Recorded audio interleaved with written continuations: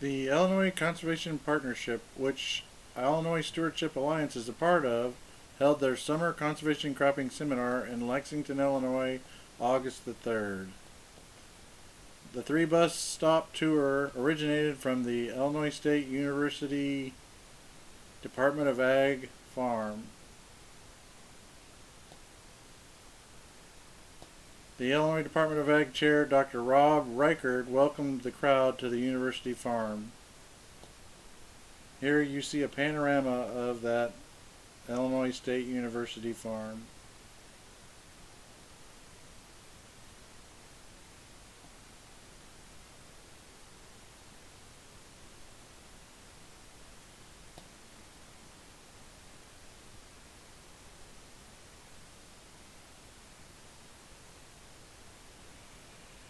In the bottom of your screen you see a tile pit with Dr. Clay Robinson, the soil professor, hosting a soil pit analysis. Here we have Dr. Clay Robinson. The next part of the tour is at the tile drainage research project going on east of Lexington, and you see the white squares. Those are the different monitors that pull samples from the tiles, and they're testing fall applied anhydrous ammonia on using cover crops versus not using cover crops. And this is an ongoing project that Dr. Shalimar Armstrong has been overseeing, and at the Illinois Stewardship Alliance we've published several articles on this project in past conservation e-newsletters. After this stop we head to the Freed Farm, and that's going to be a project of ongoing cover crops. Here is Frank Gibbs, and he has a smoke machine that you're looking at that's hooked up to the tile that blows smoke into the holes. My family farm, Rawson, Ohio, and I was the area soil science in Northwest Ohio. I was the top of the national office in different soils classes for them on hydro soils.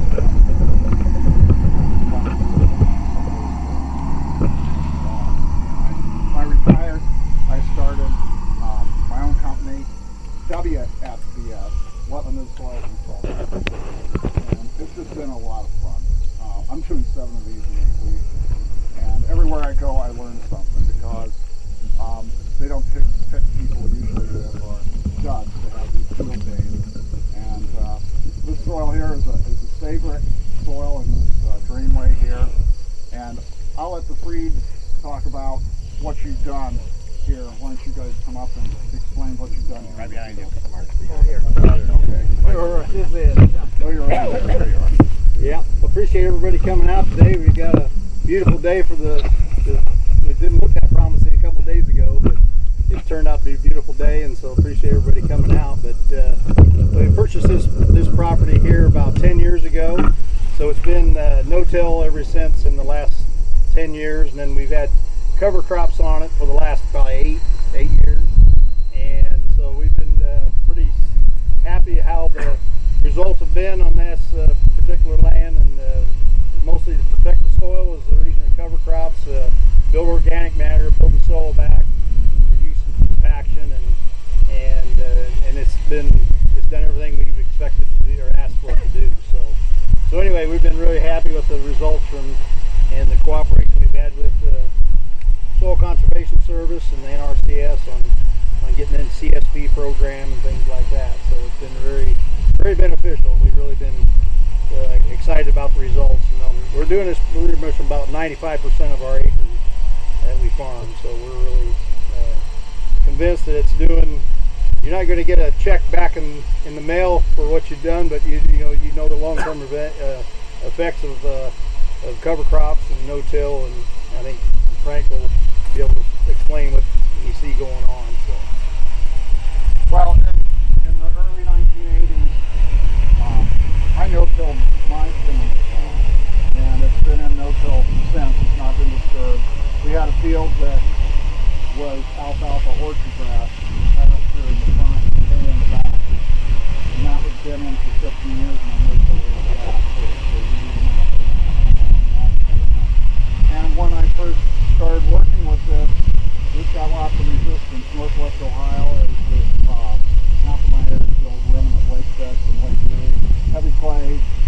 everything is tile drained. The people were saying, "Oh, it's too wet, it's cold, heavy soil. If you won't work, don't mess with it." But the people I worked with, if they kept with it improved their soil to the point that their tile worked better. And tile drainage is really essential for us to grow crops up in our area of the country. And when you think about it, just think about it. I'm fifth generation. My ancestors came in, they cleared the trees. They didn't have dynamite back then. They had burn out, They took out coal out, mules. They had to dig the ditches. They put in clay tile by hand. They did all the freaking hard work, folks. And here we are. And don't tell me we can't even keep the ground loose enough to keep the crops drained, and we have to put the tile closer and closer and closer together. We need to take care of what we got and make the most of it. What would they say if we said, "Oh, well, yeah, I can't do anything fresh. That's too hard. I don't know." So the principles, and excuse me, I did this up at MSU company last week, so I'm a soil scientist. I always talk stuff out, so everyone gets through. The principles of soil health: number one, don't disturb the soil. Don't disturb the soil. That's the number one thing. Minimize that disturbance.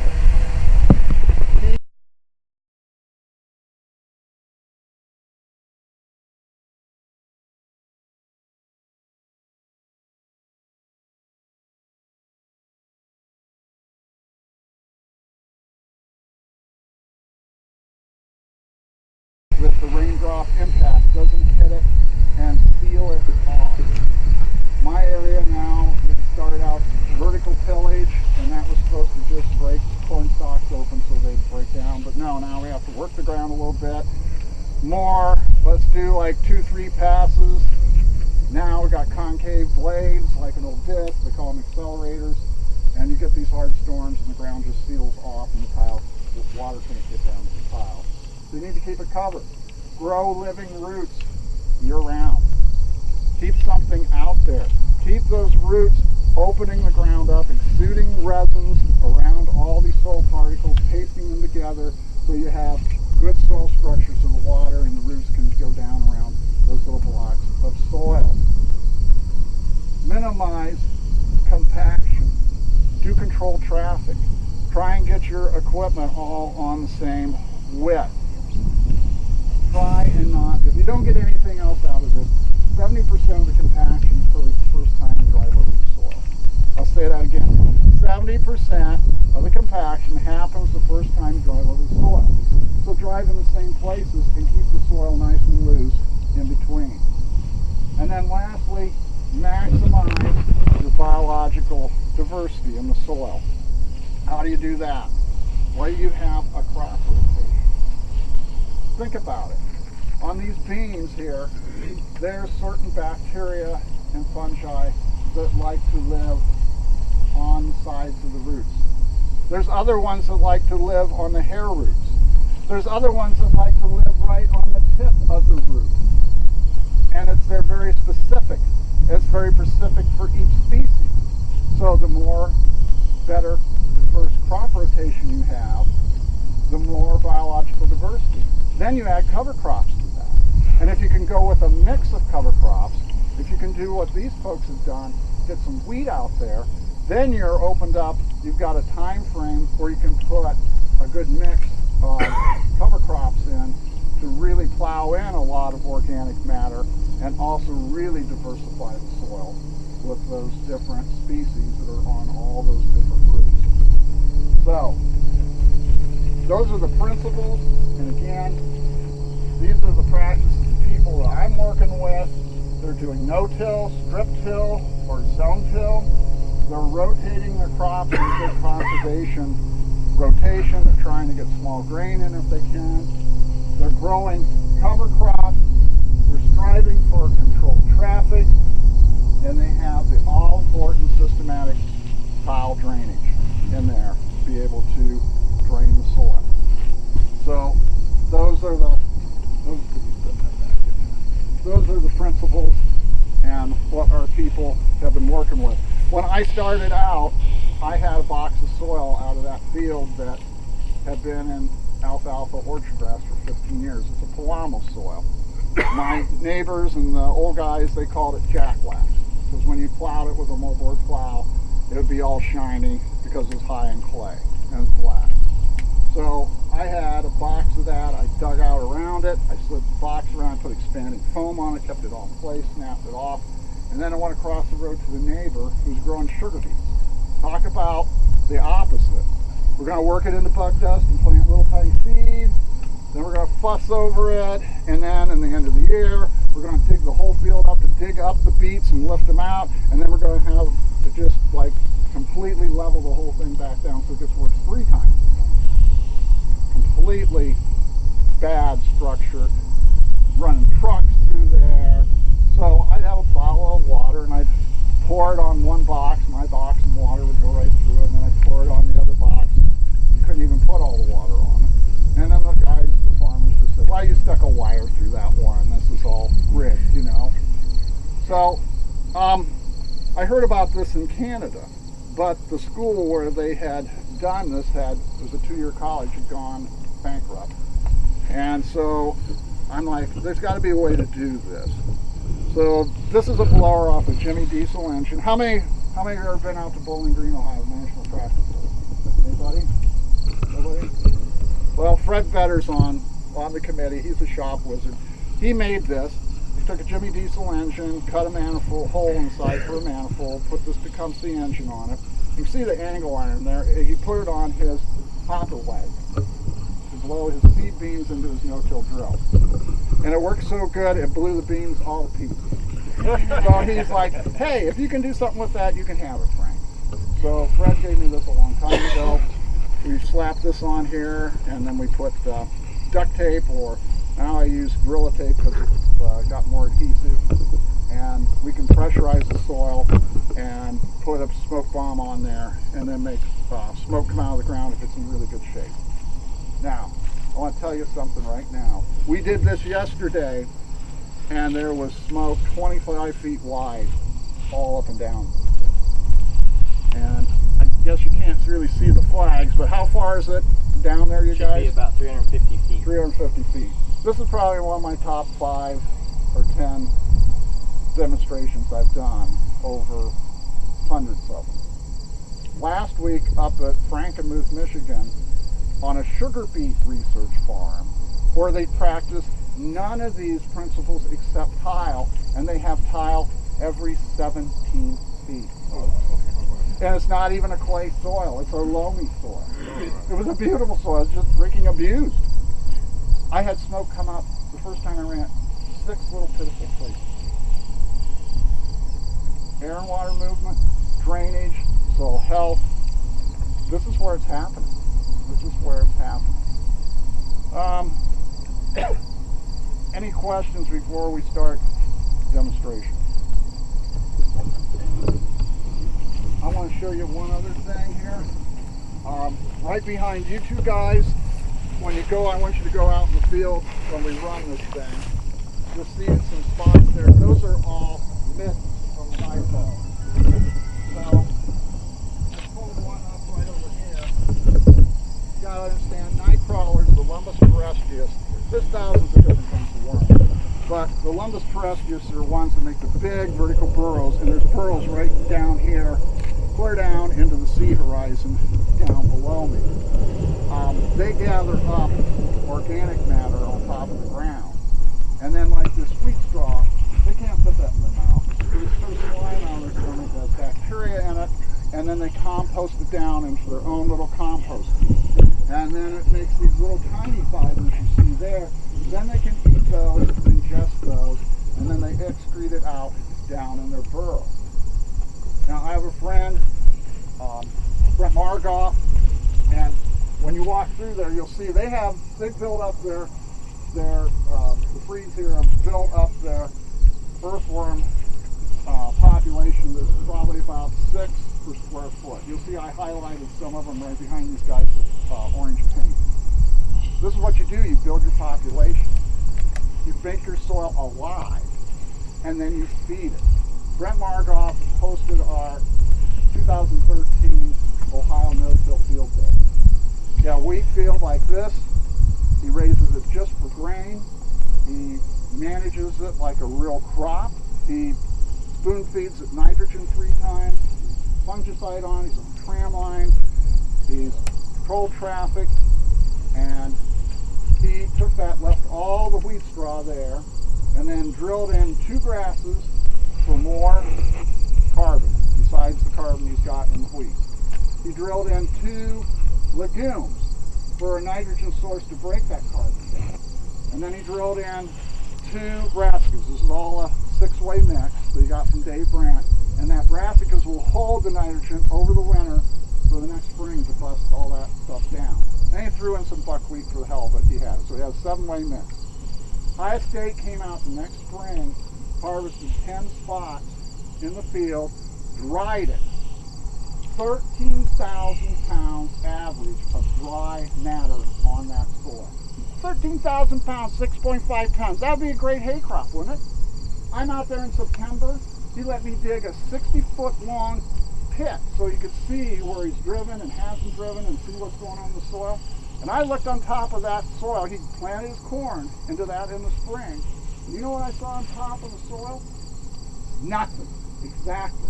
Absolutely freaking nothing.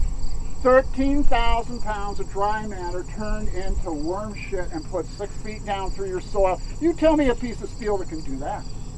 And they're pulling the corn leaves on the living plants into the middens too because they want more. That's the power of this. I had a guy in New York, he's not listening. He stood up in the meeting and he's like, oh my gosh, we grow 200 bushel corn and we go, corn on corn, and it's just, all that stuff just builds up and it pushes from the combine. We can't have all that crap there. And he's going, I said, sir, we need to talk after this. We really do. I want you to come up. You need to talk to me afterwards. He come up all blustery and stuff, and I just said, buddy, your soil's freaking dead. It's freaking dead. That's the power. They've got this soil alive. This is a Saybrook soil. The surface here is little thin surface, is nice and granular. They've changed it. It would normally it would all be 1 layer. We would classify it the plow layer in there for the AP, but they've got it all nice and granular on the surface. Then you go into your fine blocky material in the A.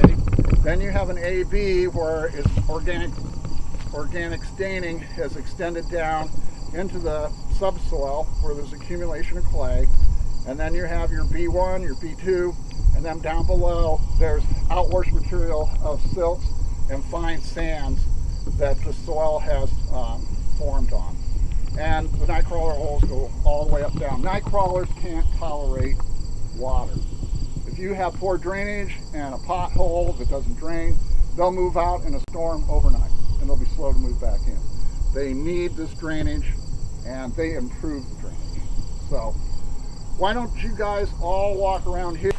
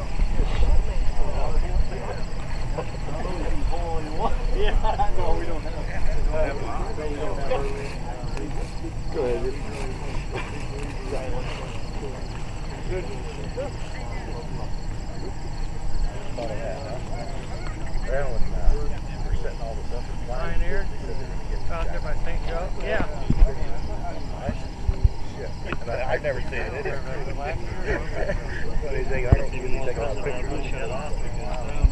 You know, they're A not. lot of that was just floating up. Yeah, A lot of it was coming right out of the soil. I feel like I'm part of the magic actually. You are the magic. You do the Halloween video. Now you know how to get the smoke in the field and come out with your big machete or something.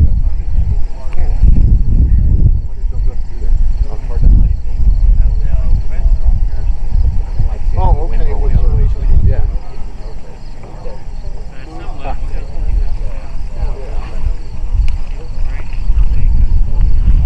Yeah, not really.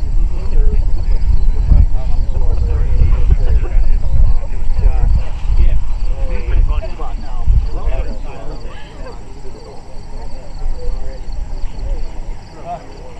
the cover crops will help. If you're thinking about putting tile in just to the area I would get the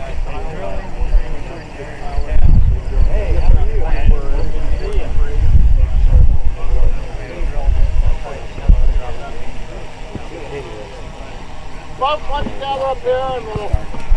Yep. Elliot, do we have any time for a question and answer? Yeah, we got.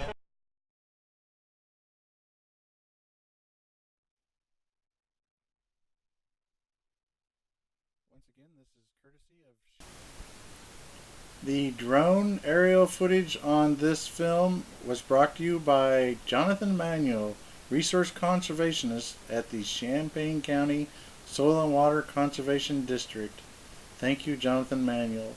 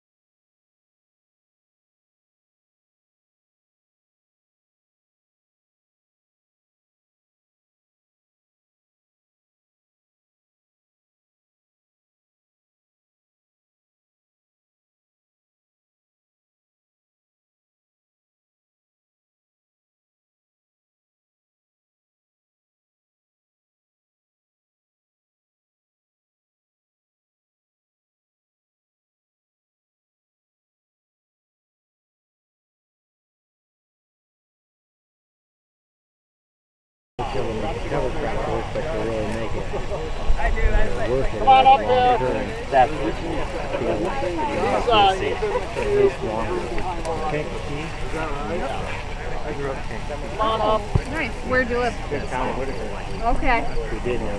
So look right here. Here you'll see the rooms that I've highlighted with the paint. They probably have, like I said, about 6 per square foot.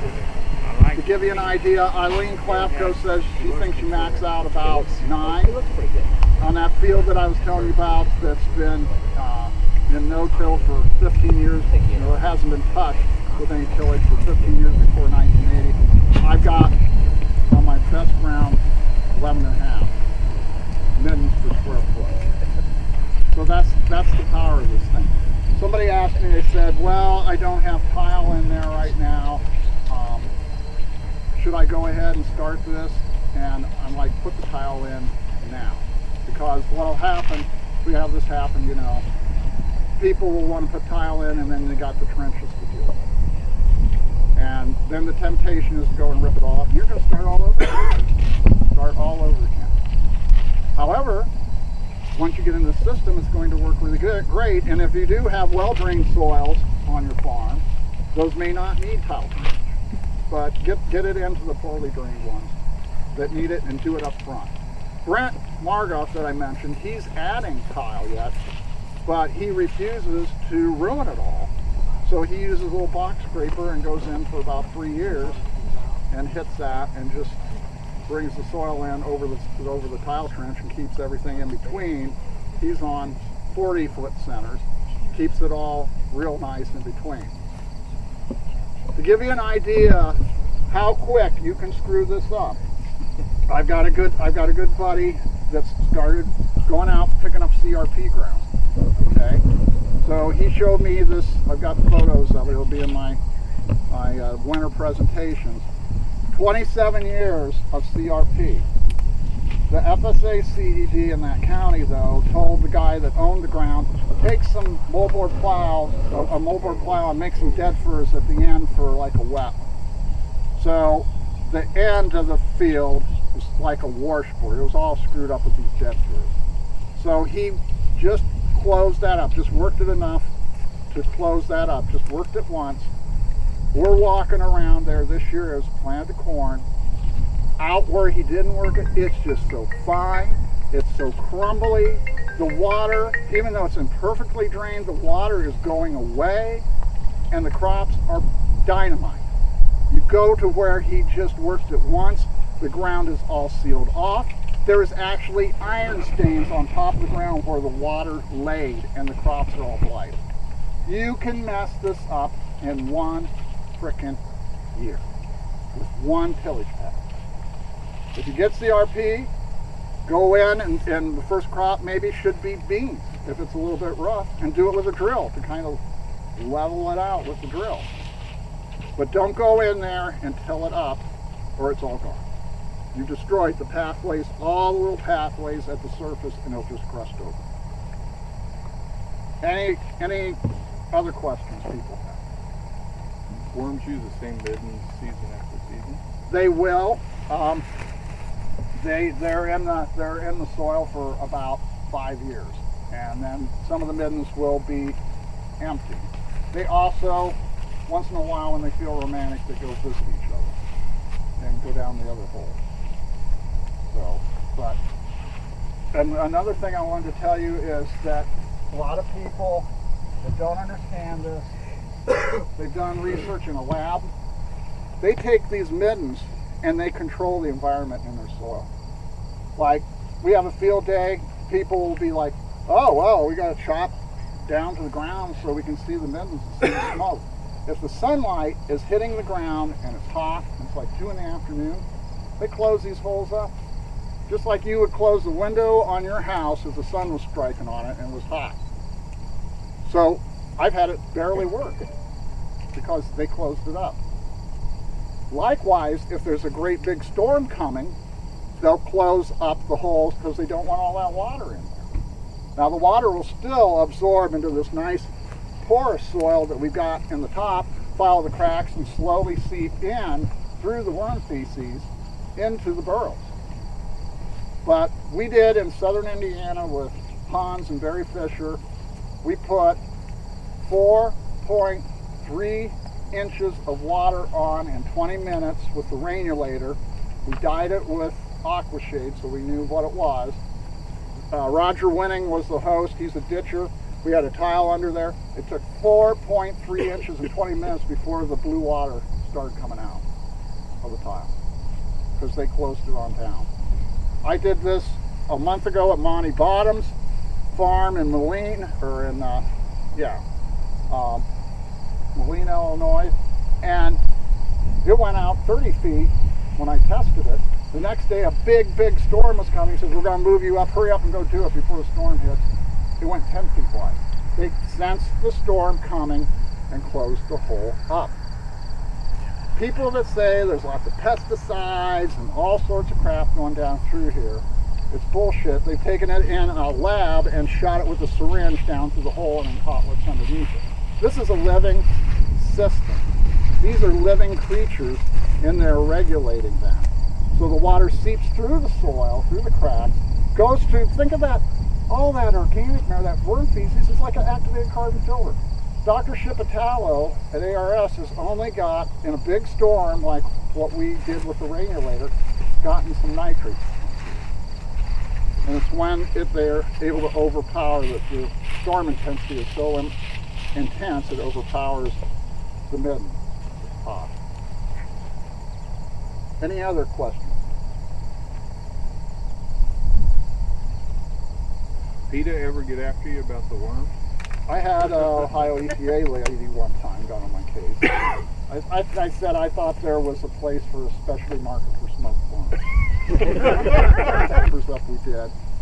And I smoked the tile, we marked the middens that smoked and the ones that didn't. And then he measured infiltration capacity, which was way higher on the ones that smoked that were connected to the tile.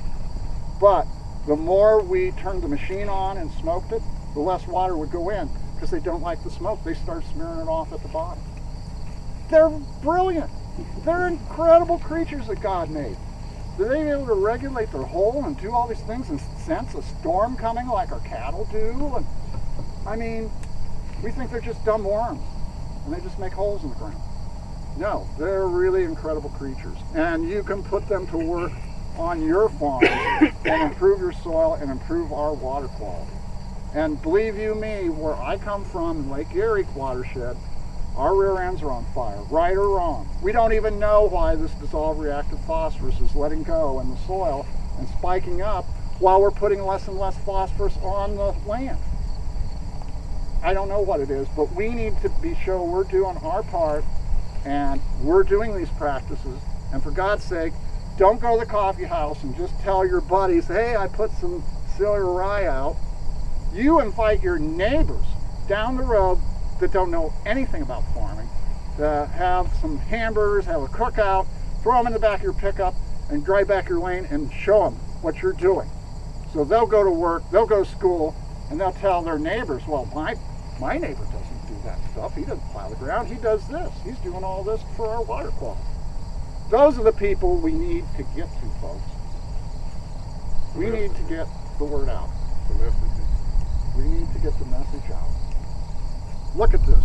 Let's have a round of applause for the Freeds. What a great thing they've done for their land. Yep, thanks for Mark and Dave. I mean, this is truly a testament of your guys' not only hard work, but your commitment to see this through. If you enjoyed the summer conservation cropping seminar, you need to make it to the next conservation cropping series. The first one's in Rockford on January 24th, second one January 25th in Jacksonville, Illinois, and January 26th in Carbondale.